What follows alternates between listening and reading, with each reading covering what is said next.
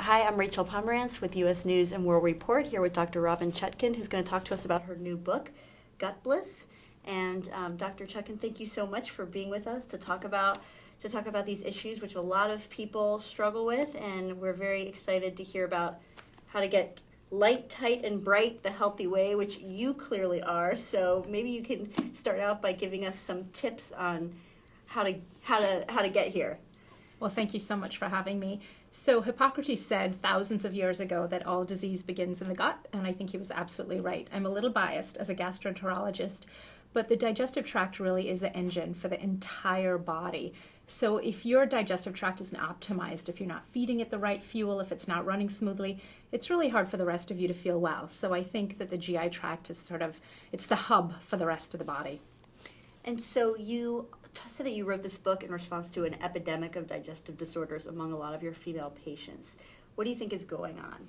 So I think a couple things. Number one, along with the sexual revolution, we've had sort of a digestive revolution where bowel movements and bowel habits and gas and bloating are coming out of the closet, which is actually a really great thing. So I think people, and women in particular, feel much freer. They're much more willing to talk about their bloating and their smelly gas and things that are going on, what their stool looks like. So I think it's really brought digestive problems to the forefront. But the other thing that's happened is I think in many ways we're all being slowly poisoned by the food or what passes for food these days. So that's very different. The food that we're eating now is really different from what our parents and certainly what our grandparents ate. And much of it doesn't really even meet my criteria for food, which is basically something that nourishes us. So that's the other thing that's really changing.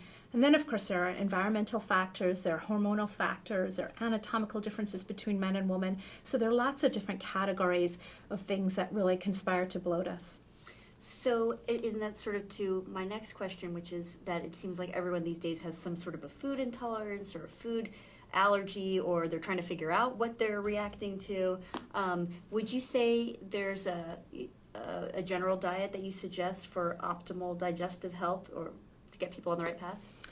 I do, and I try not to be dogmatic about it. I don't like to put people in food prison, and I don't like to put myself in food prison. My husband and I are sort of in the midst of a prolonged vegan experiment, and we're enjoying it. There's a fair amount of chocolate involved, but dark chocolate. But we are feeling really good by not having animal protein these days. I'm sure that will change. At times we've eaten in a sort of more low carb, cutting out processed food. So I think the first important point is that you should eat in a way that makes your body feel good. But in order to assess that, you have to really listen to what your body's trying to tell you. And a lot of these digestive things like gas and bloating, constipation, these are really your body's way of giving you feedback, of saying sort of knock, knock, things aren't going well. So I really encourage people, first of all, to explore in terms of what feels right for their body. Certainly there are some general rules. Green leafy vegetables, the most missing component of the standard American diet. And green leafy vegetables are important for a number of reasons. They provide the really important phytonutrients, the plant-based nutrients that every cell in our body needs in order to reproduce, in order to function well. They also are really essential for growing a good garden in your gut, for encouraging the growth of the good bacteria that are so essential to proper digestive health.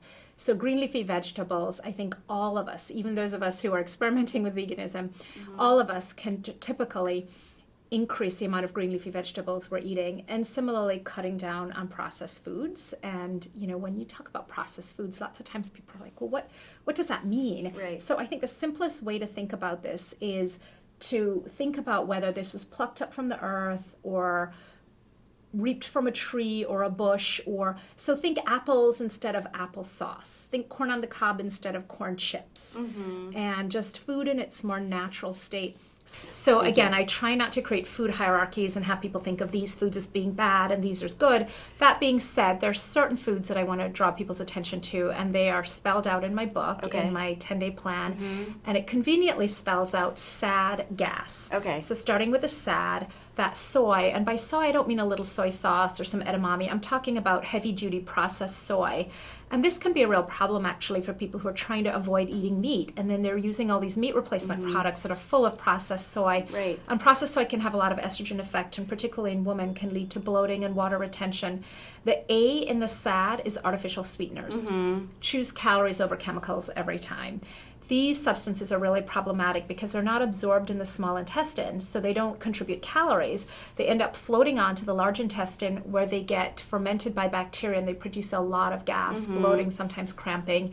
And then, of course, there are other not so great side effects, neurological and so on. But from GI point of view, definitely avoid the artificial sweeteners. The D is dairy. More than half the world is lactose intolerant, and that might be you. And if you eat dairy every day and you're bloated every day, it's really difficult for you to put 2 and 2 together and figure out whether the dairy might be really contributing to things. So I recommend eliminating it for about 10 days, reintroduce it, and see what happens. So that's the sad part. The gas part is a tricky part. That's gluten, alcohol, and sugar. Or as a lot of my girlfriends say, well, then what else is there left to eat? So that can be tricky. And the issue with gluten, you know, there is a gluten-free craze, definitely, but there is a lot of legitimacy to people who are avoiding gluten, either because they have celiac disease, an allergy to gluten, which is a protein in wheat, rye, and barley, or because they're gluten intolerant. The wheat that we eat these days is triticum wheat. It is very different from the einkorn wheat that our ancestors ate. It's been hybridized and crossbred to increase the yield and decrease production costs. Right. And it's a very different substance. And our small intestine can have a difficult time digesting it. So that's a gluten part of gas. The A in gas is alcohol, which for most of us in moderation is okay. But alcohol can be a real toxin in the body. It's metabolized to acetaldehyde, which is a first cousin of formaldehyde, and it can really irritate the lining of the stomach. It's toxic to the liver, which is our main detoxification organ. So if your main detoxification organ is toxified, you can find yourself in a lot of trouble. So alcohol can be tricky, and in moderation, which for women is 1 or less drinks per day, so less than 7 alcoholic beverages a week. And then the last, sugar. One of the most difficult, one of the most addictive substances. It is. And also, sugar feeds the wrong kind of bacteria. Sugar encourages the growth of bacteria that are not so helpful. They're bad as opposed to the good bacteria. So really problematic in terms of the microbiome, the gut bacteria. What would you say is some of your most important advice for people? Where can they get started if they're dealing with these issues? Should they start with the 10-day plan, or what are some kind of really important steps they should take if they're in this category that affects so many people? So of course you should read my book. And I actually don't recommend starting with a 10-day plan. I really want to emphasize that this is not a diet book. This is not a weight loss book.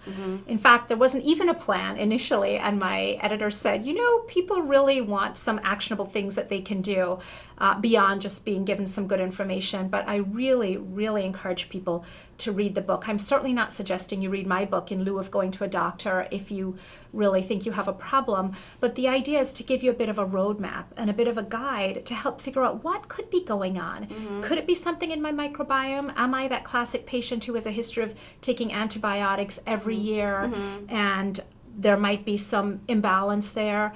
Could this be gallstones? Am I eating a high-fat diet and having pain after eating that's suggestive of a gallbladder problem?